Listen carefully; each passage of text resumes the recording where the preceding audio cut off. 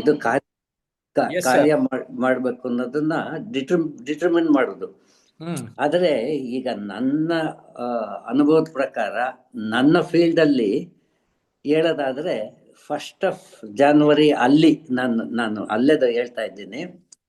ನಮ್ಮ ಪೇಷಂಟ್ಸು ಬಂದು ಹೇಳ್ತಾರೆ, ನಾನು ಹೇಳ್ತೀನಿ ಅಕಸ್ಮಾತ್ ಈಗ ನನ್ನ ನನ್ನ ನನ್ನ ಪ್ರೊಫೆಷನ್ದು ನಾನು ಹೇಳ್ಬೋದು ಅಷ್ಟೇ ಹೊರ್ತು ಬೇರೆ ಯಂಗ್ಸ್ಟರ್ಸು ಏನು ಅಚೀವ್ ಮಾಡಬೇಕು, ಈಗ ಏನು ಮಾಡಬೇಕು ಅವ್ರ ಲೈಫಲ್ಲಿ ಅನ್ನೋದು ಒಂದು ಡಿಟರ್ಮಿನೇಷನ್ ತಗೊಂಡ್ಬಿಟ್ಟು ಅದನ್ನು ಅಚೀವ್ ಮಾಡೋದಕ್ಕೆ ಅವ್ರು ಟ್ರೈ ಮಾಡಬೇಕಾಗತ್ತೆ. ಈಗ ನಾನು ಒಂದೆರಡು ಎಕ್ಸಾಂಪಲ್ ಕೊಡ್ತೀನಿ. ಈಗ ನನ್ನ ಕ್ಲಿನಿಕ್ಕಿಗೆ ಈ ಈಗ ಈ ಸುಮಾರು ಈ new years evening new years evening new year ಆದಮೇಲೆ ಭಾಳ ಪೇಷಂಟ್ಸ್ ಬರ್ತಾರೆ. ಕೆಲವು ಪೇಷಂಟ್ಸು ಅವರು ಈ ಲಿವರ್ ಫೇಲ್ಯೂರ್ ಆಗಿಬಿಟ್ಟು ಅಸೈಟಿಸ್ ಆಗಿರುತ್ತೆ. ಆವಾಗ ಅವರು ನಾವು ಕೇಳ್ತೀವಿ ಕ್ಲಿನಿಕಲ್ಲಿ, ನಮ್ಮ ಒಂದು ಕಮಿಟ್ಮೆಂಟ್ ಏನು ಒಂದು ಪ್ರೊಫೆಷನ್ಗೆ ನಾವು ಖಂಡಿತ ನಾವು ಕಮಿಟ್ಮೆಂಟ್ ಕೊಟ್ಬಿಟ್ಟು ಅದನ್ನ ಮನಸ್ಫೂರ್ತಿಯಾಗಿ ಕೆಲಸ ಮಾಡ್ತೀವಿ ಅನ್ನೋದು ವೆರಿ ವೆರಿ ಇಂಪಾರ್ಟೆಂಟು. ಯಾಕೆಂದರೆ ಈ ದಿನ ಕೆಲಸ ಸಿಕ್ಕಿದೆ ಆಯ್ತಲ್ಲ ಅದಕ್ಕೆ ಯಾಕೆ ಒದ್ದಾಡಬೇಕು ಅನ್ನೋದು ಇಟ್ಕೋಬಾರ್ದು. ಯಾಕೆಂದರೆ ಈಗಿನ ಯಂಗರ್ ಜನ್ರೇಷನ್ಗೆ ಫಸ್ಟ್ ಏನು ಬೇಕು, ಅವರಿಗೆ ಕೆಲಸ ಸಿಗಬೇಕು, ಮತ್ತು ಅವ್ರ ಫ್ಯೂಚರು ಎಷ್ಟೋ ವರ್ಷಗಳಿದೆಯಲ್ಲ ಮುಂದೆ. ಈಗ ಅದು ಡಿಟರ್ಮಿನೇಷನ್ ಫಾಲೋ ಮಾಡಿದ್ರೆ, ಈಗ ಫಾರ್ ಇನ್ಸ್ಟೆನ್ಸ್ ನಾವು ಅಷ್ಟು ದೂರ ಹೊರಟೋದ್ವಿ, ಅಲ್ಲೋದ್ಮೇಲೆ ನಾವು ನ್ಯಾಷನಲ್ ಹೆಲ್ತ್ ಸರ್ವಿಸ್ಗೆ ನಮ್ಮ ಸರ್ವಿಸ್ ಕೊಡಬೇಕು. ಅದರಿಂದ ನಮಗೆ ಈ ದಿನ ಜೀವನ ನಡೀತಾ ಇದೆ. ಆಮೇಲೆ ನಾವು ನಮ್ಮ ಪೇಷಂಟ್ಸ್ಗೆ, ನಮ್ಮ ಕಾಯಿಲೆ ಬಂದವ್ರಿಗೆಲ್ಲ ಇದು ಏನು ನಾವು ಎಷ್ಟು ಸಾಧ್ಯವೋ ಅಷ್ಟು ಕೇರ್ ಕೊಟ್ಟು ಅವ್ರನ್ನ ಮನೆಗೆ ಕಳಿಸ್ಬೇಕು ಅನ್ನೋದೆಲ್ಲ ಆ ಡಿಟರ್ಮಿನೇಷನ್ ಇದ್ದರೆ ನಾವು ಮುಂದೆ ಅಚೀವ್ ಮಾಡೋಕ್ಕಾಗುತ್ತೆ. ಏನು ಬೇಕೋ ಅದನ್ನು ಅಚೀವ್ ಮಾಡ್ಬೋದು. ನಿಮಗೆ ಗೊತ್ತಿರೋಂಗೆ ನೀವೇ ಮೆನ್ಷನ್ ಮಾಡಿದ್ರಲ್ಲ, ಈಗ ಇವೆಲ್ಲ ನಾವು ಮನಸ್ಸಲ್ಲಿಟ್ಕೊಂಡು ಮುಂದುವರೆದಿದ್ದಕ್ಕೆ ತಾನೇ ನಾವು ಅದು ನನಗೆಲ್ಲ ಅಲ್ಲಿ ಹೋದ್ಮೇಲೆ ನನ್ನ ರೆಕಗ್ನಿಷನ್ನು ನಾನು ಏನು ಮಾಡಿದೆ ಅದನ್ನೆಲ್ಲ ನಮ್ಮ ಹಾಸ್ಪಿಟಲ್ನವರು ಅಲ್ಲಿನ ಪ್ರೈಮ್ ಮಿನಿಸ್ಟ್ರು ಜಾನ್ ಮೇಜರ್ ಅವರಿಗೆ ಬರೆದುಬಿಟ್ಟು ಅದರಿಂದ ಕ್ವೀನಿಗೆ ರೆಕಮೆಂಡ್ ಮಾಡಿ ನನಗೆಲ್ಲ ಇದು ಕೊಡಿಸಿದ್ದು. ಆ ರೀತಿ ನಾವು ಪ್ರೊಫೆಷನ್ ಯಾವುದನ್ನ ಇರಲಿ, ದೊಡ್ಡ ಯಾವ್ದು ಕಂಪ್ನಿನಲ್ಲಿ ಕೆಲಸ ಮಾಡ್ತಾ ಇರಲಿ, ಯಂಗರ್ ಜನ್ರೇಷನ್ ಅದರಲ್ಲೂ ಇತ್ತೀಚೆಗೆ ಈ ಟೆಕ್ನಾಲಜಿ ಇಂಪ್ರೂವ್ ಆಗಿಬಿಟ್ಟು ಭಾಳ ಯಂಗ್ಸ್ಟರ್ಸು ಕೆಲಸಗಳಿಗೆ ಅಬ್ರಾಡ್ ಹೋಗ್ತಾ ಇದ್ದಾರೆ. ಅದರಲ್ಲಿ ಒಂದು ನನಗೆ ಸಂತೋಷವಾದ ವಿಚಾರ ಏನು ಅಂದರೆ, ನಾವು ಅಲ್ಲಿ ದೇಶದಿಂದ ಆಚೆ ಹೋದ್ಮೇಲೆ ಖಂಡಿತ ನಾವು ಅಲ್ಲಿ ಲೋಕಲ್ ಎಷ್ಟು ಜನಗಳು ಏನು ಟೈಮ್ ಕೊಡ್ತಾರೋ ಕೆಲಸ ಮಾಡೋದಕ್ಕೆ, ಅದಕ್ಕಿಂತ ಡಬಲ್ಲು 3 ಟೈಮ್ಸ್ ಜಾಸ್ತಿ ನಾವು ಕೆಲಸ ಮಾಡ್ತೀವಿ. ಯಾಕೆಂದರೆ ನಮ್ಮ ಫ್ಯೂಚರ್ ಇಂಪಾರ್ಟೆಂಟ್ ನೋಡಿ. ಆ ಥರ ಪರ್ಟಿಕ್ಯುಲರ್ಲಿ ಈಗ ಆಚೆ ದೇಶಗಳಿಗೆ ಹೋಗೋರು ಅದನ್ನು ಉದ್ದೇಶ ಮನಸ್ಸಲ್ಲಿ ಇಟ್ಕೊಂಡ್ಬಿಟ್ಟು ಈ ಮುಂದುವರ್ಸಿದ್ರೆ ಖಂಡಿತ ಅವ್ರಿಗೆ ದಾರಿ ಸಿಕ್ಕೇ ಸಿಗುತ್ತೆ, ಅಚೀವ್ ಮಾಡೇ ಮಾಡ್ತಾರೆ ನೀವು ಹೇಳ್ದಂಗೆ. S sir. ಈಗ ಹೊಸ ವರ್ಷದ ಶುಭಾಶಯಗಳನ್ನ ನಮ್ಮ ಯೂಟ್ಯೂಬ್ ವೀಕ್ಷಕರಿಗೆ ಕೋರೋದಾದ್ರೆ ಹೇಗೆ ಕೋರ್ತೀರಾ? ಈಗ ಹ್ಯಾಪಿ ನ್ಯೂ ಇಯರ್ ಅಂತ ನಾವು ಅಲ್ಲಿ ಎಲ್ಲರಿಗೂ ಇದು ಮಾಡ್ತೀವಿ, ಏನು ವಿಶ್ ಮಾಡ್ತೀವಿ.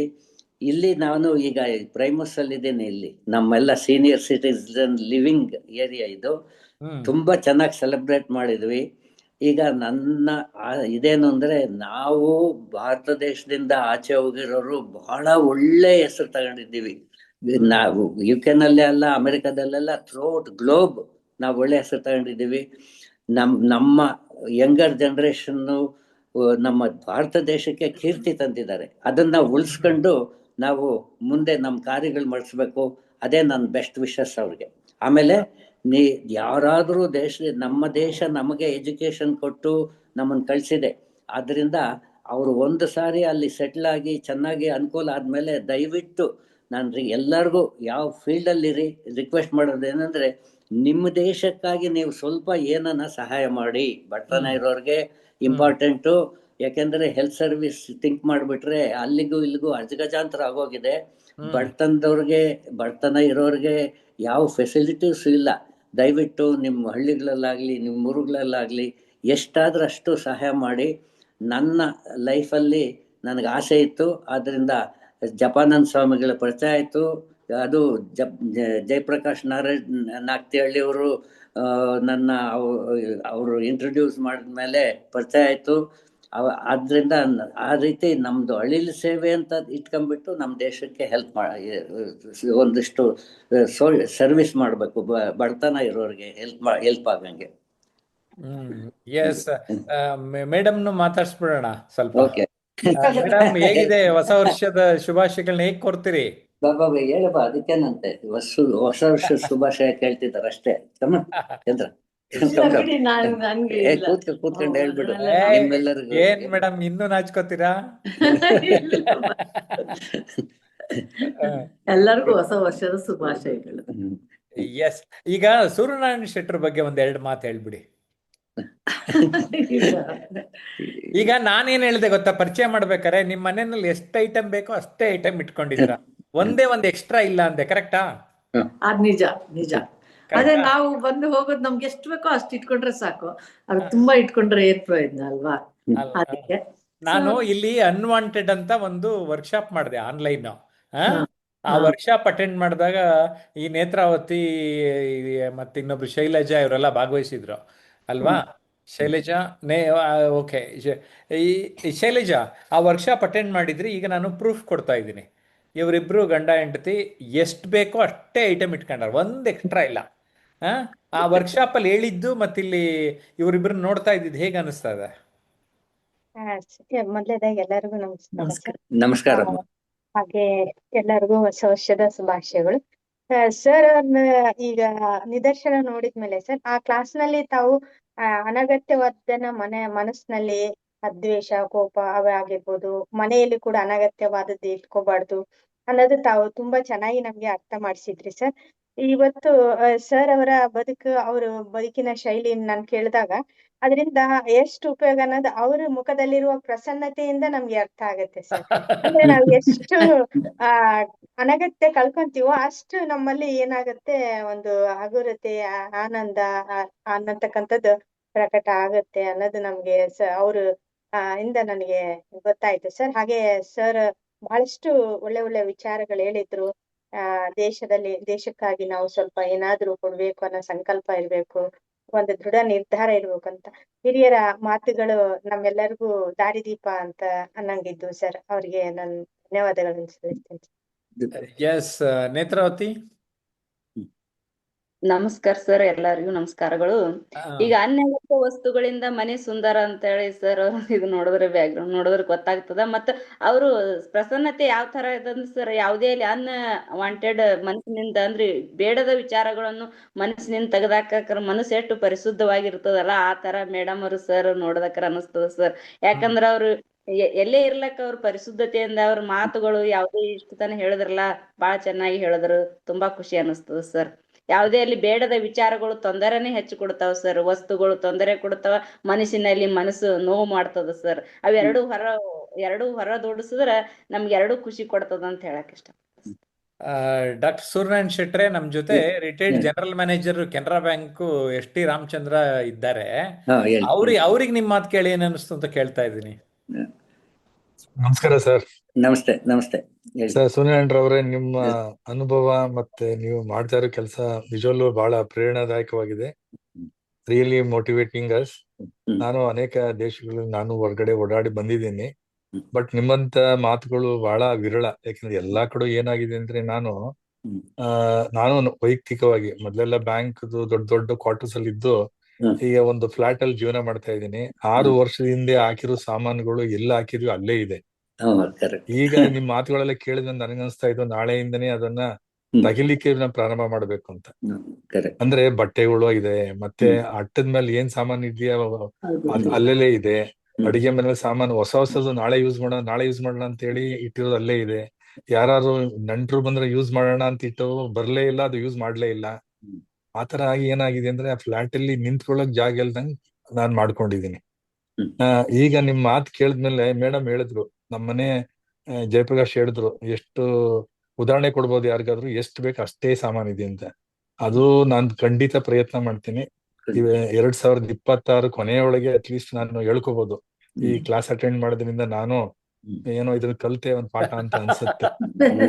ನಮ್ಮ ಮಕ್ಕಳಿಗೂ ಯಾಕೆಂದ್ರೆ ಹೆಲ್ಪ್ ಆಗುತ್ತೆ. ಇಲ್ಲ ನಾವು ಈಗ ಮೋದಿ, ನಾನು ಅವಾಗ ಜನರಲ್ ಮ್ಯಾನೇಜರ್ ಆಗಿದ್ದಾಗ ಒಂದು ಡಿಪಾರ್ಟ್ಮೆಂಟ್ ಇನ್ಚಾರ್ಜ್ ಇದ್ದೆ. ಏನಂತಂದ್ರೆ ಸ್ವಚ್ಛ ಭಾರತ್ ಅಭಿಯಾನ ಸ್ಟಾರ್ಟ್ ಮಾಡಿದ್ರು. ಕೋಟ್ಯಾಂತರ ರೂಪಾಯಿ ಖರ್ಚು ಮಾಡಿದ್ವಿ. ಅಂದ್ರೆ ಆಫೀಸ್ನಲ್ಲೂ ಸಹ ನಾವು ಕ್ಲೀನ್ ಆಗಿ ಇಡಬೇಕು, ಹಳೆ ಫೈಲ್ಗಳು ತೆಗಿಬೇಕು ಅಂತ ಹೇಳಿ ವರ್ಷಾನ್ಗಟ್ಲೆ ತುಂಬಾ ಹಣ ಖರ್ಚು ಮಾಡಿದ್ವಿ. ಮತ್ತೆ ನಾವು ಇಂಡಿಯನ್ ಕಂಡೀಷನ್ ಏನಂದ್ರೆ ಸರ್, ಮೆಂಟಾಲಿಟಿ ಹಳೇದ್ ಬಿಡಕ್ ಯಾರು ಇಷ್ಟಪಡಲ್ಲ. ವಸ್ತು ಬಂದ್ರು ಸಹ ಅಲ್ಲಿ ಇಟ್ಕೊಂಡಿರ್ತಿ. ಯಾವ್ದೋ ಒಂದು ಐರನ್ ಬಾಕ್ಸ್ ಕೆಟ್ಟೋಗಿರುತ್ತೆ, ಅದನ್ನ ಎಸಿಕೆ ಮನ್ಸು ಬರಲ್ಲ. ನೋಡಕ್ ಚೆನ್ನಾಗಿರುತ್ತೆ ಬಟ್ ವರ್ಕ್ ಆಗಲ್ಲ. ಅದೇ ನೋಡಕ್ ಚೆನ್ನಾಗಿರುತ್ತೆ, ಅದ್ ಕೆಲಸ ಮಾಡಲ್ಲ, ಬಟ್ ವಸ್ತು ಬಂದಿರುತ್ತೆ. ಮತ್ತೆ ಎಲ್ಲೋ ಒಂದ್ ಕಡೆ ಮೇಲೆ ಇಡ್ತೀವಿ, ಅದು ಅಲ್ಲೇ ಇರುತ್ತೆ. ಇನ್ನೊಂದು ಬಟ್ಟೆ ತಗೋತೀವಿ ಹೊಸದು, ಯಾವ್ದೋ ಹಬ್ಬಕ್ಕೋ ಅಥವಾ ಇನ್ಯಾವ್ದೋ ಇದಕ್ಕೆ, ಹಳೆ ಬಟ್ಟೆ ಎಸಲಿಕ್ಕೆ ಮನ್ಸು ಬರಲ್ಲ. ಯಾಕಂದ್ರೆ ಇನ್ನೂ ಒಂದ್ ಬಟನ್ ಹೋಗಿರೋದಿಲ್ಲ, ನೋಡಕ್ ಚೆನ್ನಾಗಿರುತ್ತೆ, ಅದು ಹಾಕೊಳ್ಳೋದೇ ಇಲ್ಲ. ಹೀಗಾಗಿ ಏನಾಗಿದ್ರೆ ಮನೆಯಲ್ಲಿ ಹೆಂಗಸರದು ಸೀರೆಗಳು ತುಂಬಿರುತ್ತೆ, ನಮ್ದೆಲ್ಲ ಹಳೆ ಬಟ್ಟೆಗಳು ತುಂಬಿರುತ್ತೆ. ಈಗೆಲ್ಲ ಕ್ಲಸ್ಟರ್ ಏನಾಗಿದೆ ಅಂತಂದ್ರೆ ಮನೆ ಸ್ವಚ್ಛ ಇಡೋದೇ ನಾವು ಕಲೀಲಿಲ್ಲ ಅಂತ ಅನ್ಸುತ್ತೆ ನಮ್ ಭಾರತೀಯರು. ಅದ್ರಲ್ಲೂ ನಮ್ ಭಾರತೀಯರನ್ನ ನಾನು ಹೇಳಲಿಕ್ಕೆ ಆಗಲ್ಲ, ಅದ್ರಲ್ಲಿ ನೀವು ಬಹಳ ಶಿಸ್ತಾಗಿ ಮಾಡ್ಕೊಂಡಿದ್ದೀರಾ. ಬಟ್ ಇದರಲ್ಲಿ ಒಂದು ಟೇಕ್ ಅವೇ ಅಂತ ಹೇಳ್ಬೋದು ನಾನು ಇವತ್ತಿನ ಇದರಲ್ಲಿ. ಟೇಕ್ ಅವೇ ಅಂತಂದ್ರೆ ಮನೆಯನ್ನ ಹೇಗೆ ಸ್ವಚ್ಛವಾಗಿ ಇಟ್ಕೋಬೇಕು, ಎಷ್ಟಾಗಿ ಇಟ್ಕೋಬೇಕು ಅನ್ನೋದನ್ನ ಕಲ್ತ್ಕೊಂಡೆ. ಅದಕ್ಕೆ ಬಹಳ ಧನ್ಯವಾದಗಳು ಸರ್, ಬಹಳ ಚೆನ್ನಾಗಿ ಮಾತಾಡಿದ್ರಿ. Yes sir. ಈಗ ನನ್ಗನ್ಸುತ್ತೆ ಸರ್, ನಿಮ್ಗೆ ಅಭಿನಂದನೆಗಳು, ಒಳ್ಳೆ ಪುರಸ್ಕಾರವನ್ನು ಕೊಟ್ಟಿದ್ದಾರೆ. ಥ್ಯಾಂಕ್ ಯು ಡಾಕ್ಟರ್ ರಾಮಚಂದ್ರ ಅವರೇ. ಬಹಳ ಚೆನ್ನಾಗಿದೆ. ಈಗ ನಾನು ಸೂರ್ಯನಾರಾಯಣ ಶೆಟ್ಟರ್ಗೆ ಕೇಳಬೇಕು, UK ಈ ಒಂದು ಪ್ರಿನ್ಸಿಪಲ್ ಬೆಂಗಳೂರಿಗೆ ಬಂದಾಗ ಮಾಡ್ತಾ ಇರೋದು UK ಗೂ ಎಫೆಕ್ಟ್ ಆಯ್ತಾ? ಅಲ್ಲೂ ಅದೇ ತರ ಮಾಡಕ್ ಶುರು ಮಾಡಿದ್ರ ಹೇಗೆ? ಯಾವ ವಿಚಾರ ಅಂತ ಹೇಳಿದ್ರೆ ಐಟಮ್ಸ್ಗಳ ವಿಚಾರ. ಐಟಮ್ಸ್ಗಳ ವಿಚಾರ ನಮ್ಗಿದೆ. ಇದಕ್ಕಿಂತ ದೊಡ್ಡ ಪ್ರಾಬ್ಲಮ್ಸ್ ನಮ್ಗಲ್ಲಿ. ನಾವು ಇಲ್ಲಿಂದ ಹೊರಟೋದಾಗ ಏನಾಗುತ್ತೆ, ಎಲ್ಲ ಹೊಸ ಸಾಮಾನುಗಳು, ಹೊಸತೆ ನೋಡಿ ಮನೆ ತುಂಬಾ ತುಂಬ್ಕೊಂಡ್ಬಿಡ್ತೇವಿ. ಈಗ ನಾವು ರಿಟೈರ್ ಆದಾಗ್ಲಿಂದ ನಮಗ್ ಬಂದಿರೋದು ಇದೇ ಪ್ರಾಬ್ಲಮ್. ಏನ್ ಮಾಡೋದು, ಇದೆಲ್ಲ ಇಟ್ಕೊಂಡು ಊರಿಗೆ ತಗೊಂಡೋಗಕ್ ಆಗಲ್ಲ, ಇಲ್ಲಿ ಇಡ್ಸಲ್ಲ ಅದೆಲ್ಲ. ಅದಕ್ಕೆ ನಾವು ಅಲ್ಲೊಂದು ಅಡ್ವಾಂಟೇಜ್ ಏನಿದೆ ಅಂದ್ರೆ, ಈ ಚಾರಿಟಿ ಶಾಪ್ಸ್ ಬಹಳ ಇರ್ತವೆ. ಅಲ್ಲಿನೂ ಅಲ್ಲಿ ಕೊಟ್ಬಿಡ್ತೀರಾ? ಅಲ್ಲಿಗೆ ಎಲ್ಲ ಶಿಫ್ಟ್ ಮಾಡ್ಬಿಡ್ತೀವಿ. ಆಮೇಲೆ ಇನ್ನೊಂದು ದೊಡ್ಡ ದೊಡ್ಡ ಐಟಮ್ಸ್, ಈಗ ಸೋಫಾ ಸೆಟ್ಗಳಂತೆ, ಕ್ಯಾಬಿನೆಟ್, ದೊಡ್ಡ ದೊಡ್ಡ ಶೋ ಕೇಸುಗಳಂತೆ ಅಂತವೆಲ್ಲ ಇರ್ತಲ್ಲ, ಅವನ್ನ ಕೌನ್ಸಿಲ್ನವ್ರು ಏನ್ ಮಾಡ್ತಾರೆ, ನಾವೇ 10 ಪೌಂಡ್ ಕೊಟ್ರೆ ಒಂದೊಂದು ಐಟಮ್ ತಗೊಂಡೋಗ್ಬಿಟ್ಟು ಅವನ್ನ ಕ್ಲೀನ್ ಮಾಡ್ಬಿಟ್ಟು ಅಲ್ಲಿ ಯಾರಿಗೆ ಎಲ್ಲ ಈ ಸ್ವಲ್ಪ ಬರ್ತಾನೆ ಇರೋ ಮನೆಗಳವ್ರಿಗೆ ಸೆಕೆಂಡ್ ಹ್ಯಾಂಡ್ ತಗೊಳಕ್ಕೆ ಇಷ್ಟ ಇರುತ್ತೆ ನೋಡಿ, ಅವ್ರಿಗೆಲ್ಲ ಫ್ರೀಯಾಗಿ ಕೊಟ್ಬಿಡ್ತಾರೆ ಅವನ್ನೆಲ್ಲ. ಯಾಕೆಂದ್ರೆ ಮಾರಕ್ ಹೋಗಲ್ಲ, ಯಾಕೆಂದ್ರೆ ಇನ್ನು ಅದನ್ನು ಉಪಯೋಗಿಸೋಣ ಅಂತ. ಈಗ ಅವ್ರು ಹೇಳಿದ್ರಲ್ಲ ಮ್ಯಾನೇಜರು, ಏನು ಬಟ್ಟೆಗಳಿದೆ, ಪಾತ್ರೆಗಳಿದೆ ಅದಂತ, ಅಲ್ಲಿ ನಾವು ಕೂಡಾಕಣ ಬದಲು ಬೇರೆಯವ್ರಿಗೆ ಉಪಯೋಗ ಬರುತ್ತಲ್ವಾ ಚಾರಿಟಿ ಶಾಪಿಗೆ ಕೊಟ್ರೆ, ಅದು ಕರೆಕ್ಟ್. ನನಗನ್ಸುತ್ತೆ ಇವತ್ತು ನಮ್ ಯೂಟ್ಯೂಬ್ ಲೈವ್ ಅಲ್ಲಿ ಇದು ಬಿಗ್ಗೆಸ್ಟ್ ಟೇಕ್ ಅವೇ. ಯಾಕೆ ಅಂದ್ರೆ ನಮ್ಮ ಮನಸ್ಸನ್ನ don't give rent free space in our mind ಅಂತೀನಿ. ದೇಹದ್ದು ಕೊಬ್ಬು ಕರಗಿಸ್ಬೇಕು. ಆದ್ರೆ ಮನೆ ಐಟಮ್ಮು, ಡೆಸ್ಕ್ ಮೇಲಿರೋ ಐಟಮ್ಮು, ಆಮೇಲೆ ಲ್ಯಾಪ್ಟಾಪ್ ಅಲ್ಲಿರೋ ಅನ್ವಾಂಟೆಡ್ ಕಂಟೆಂಟ್, ಮೊಬೈಲ್ ಅಲ್ಲಿರೋ ಕಂಟೆಂಟ್ ಅರ್ಧ ಡಿಲೀಟ್ ಮಾಡ್ತಾ ಹೋದ್ರೆ ಈ ಹೊಸ ವರ್ಷ ಸಿಕ್ಕಾಪಟ್ಟೆ ಚೆನ್ನಾಗ್ ಆಗ್ಬಿಡುತ್ತೆ ಅಲ್ವಾ? ಹೌದು, ಖಂಡಿತ. ಆಮೇಲೆ ನಾವು ಈಗ ಅಲ್ಲಿ ಇನ್ನೊಂದು ತಮಾಷೆ ಅಂದ್ರೆ UK ನಲ್ಲಿ ಈಗ ನಾವು ಮನೆ ಮಾಡ್ತೀನಿ ಅಂತ ಇಟ್ಕೊಳ್ಳಿ, ಅವರು ಕಂಡೀಷನ್ ಫಸ್ಟ್ ಏನ್ ಗೊತ್ತಾ, ನೀವು ಮನೆ ನಮಗ್ ಬೀಗದ ಕೈ ಕೊಡಕ್ ಮೊದ್ಲು ಸಾಮಾನೆಲ್ಲ ಖಾಲಿ ಮಾಡಿ ಎಂಟಿ ಮನೆ ಕೊಡ್ಬೇಕು ಅಂತ. ಅದ್ರಿಂದ ನಾವೇನ್ ಮಾಡ್ತೀವಿ, ಈಗ ರಿಟೈರ್ ಆಗಿದ ತಕ್ಷಣನೇ ಶುರು ಮಾಡ್ಬಿಡ್ತೀವಿ. ಎಷ್ಟು ಕೂಡಾಕೊಂಡಿರ್ತೀವೋ 30-40 ವರ್ಷದ್ದು ಸಾಗಾಕ್ ನೋಡ್ತೀವಿ. ಬಟ್ ಅವನ್ನೆಲ್ಲ ರೀಸೈಕಲ್ ಮಾಡ್ತಾರೆ ಅಲ್ಲಿನೂ. ಅಂದ್ರೆ ನಾವು ಇಂಡಿಯಾದಲ್ಲಿ ಮಾಡಿದಷ್ಟು ಪ್ರತಿಯೊಂದು ಮಾಡಲ್ಲ. ಈಗ ಅವರು ಹೇಳಿದ್ರಲ್ಲ, ಅವು ಶರ್ಟ್ಗಳು, ಅವು ಬಟನ್ಸ್ ಹಂಗೆ ಇರುತ್ತೆ, ಉದುರು ಇರಲ್ಲ, ಕೊಡಲ್ಲ, ಅಂತವೆಲ್ಲ ಕ್ಲೀನ್ ಮಾಡಿಬಿಟ್ಟು ವಾಶ್ ಮಾಡಿಸ್ಬಿಟ್ಟು ಇದರಲ್ಲಿ ಇದು ಚಾರಿಟಿ ಶಾಪ್ಗಳಿಗೆ ಫಂಡ್ ರೈಸ್ ಮಾಡೋದಕ್ಕಾಗಿ ಅವನ್ನೆಲ್ಲ ಉಪಯೋಗ ತಂದ್ಬಿಡ್ತಾರೆ. ಈ ಚಳಿ ಇರೋದ್ರಿಂದ ಅವ್ರಿಗೆ ಇವೆಲ್ಲ ಬೇಕೇ ಬೇಕಾಗುತ್ತೆ. ಅಂದ್ರೆ ಅಲ್ಲಿನೂ ಇದು ಈಗ ಇತ್ತೀಚೆಗಂತೂ ಬಡತನ ಜಾಸ್ತಿ ಆಗ್ಬಿಟ್ಟಿದೆ. ಏನೋ ಈ ಕೋವಿಡ್ ಬಂದಾಗ್ಲಿಂದ ಅವ್ರೂ ಬಹಳ ಅವಸ್ಥೆ ಬೀಳ್ತಿದ್ದಾರೆ. ಪಬ್ಲಿಕ್ ಹೆಂಗ್ ಸಾಕ್ಬೇಕು, ಹೆಂಗ್ ನೋಡ್ಕೋಬೇಕು ಅವ್ರನ್ನು ಅಂತ.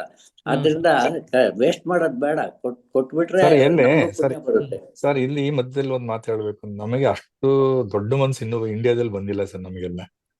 ಅಂದ್ರೆ ಅಷ್ಟು ಚೆನ್ನಾಗಿರೋದೆಲ್ಲ. ಈಗ ನಾನು ಅಮೆರಿಕದಲ್ಲಿ 2 ತಿಂಗಳಿಂದ ಹೋಗಿದ್ದೆ. ಅಲ್ಲಿ ಏನ್ ಮಾಡ್ತಾರೆ ಅಂದ್ರೆ, ಒಂದು ಬಿಲ್ಡಿಂಗ್ ಅಲ್ಲಿ ಕೆಳಗಡೆ ಒಂದು ಜಾಗ ಇಟ್ಟಿದ್ದಾರೆ, ಹ್ಮ್ ಮೊನ್ನೆ ಯಾವ್ದಾದ್ರು ಒಂದು ವಸ್ತು, ಯಾವ್ದೋ ಒಂದು ಪ್ಯಾಕೆಟ್ ತಂದಿರೋದು, ಯಾವ್ದೋ MTR ಪುಳಿಯೋಗರೆ ಪೌಡರ್ ಯೂಸ್ ಮಾಡಿರೋದಿಲ್ಲ. ನಾನು ಊರಿಗೆ 2 ತಿಂಗಳು ನಾನು ಇಂಡಿಯಾ ಕೊಟ್ಟೋಗ್ತಾ ಇದ್ದೀನಿ. ಅವ್ರ ತಂದಲ್ಲಿ ಇಟ್ಬಿಡ್ತಾರೆ, ಯಾರು ಬೇಕಾದ್ರೂ ತಗೊಂಡ್ ಹೋಗ್ಬೋದು ಆ ಬಿಲ್ಡಿಂಗ್ ನವರು. ಯಾವ್ದೋ ಒಂದು ಕಂಪ್ಯೂಟರ್ ಚೆನ್ನಾಗಿರುತ್ತೆ, ಬಟ್ ಅವ್ರಿಗೆ ಏನ್ ಪ್ರಯೋಜನ ಇರೋದು ತಂದಲ್ಲಿ ಯಾಕೆಂದ್ರೆ ಸೇಲ್ ಮಾಡಕ್ ಆಗಲ್ಲ ಅಲ್ಲಿ. ಹೌದೌದು.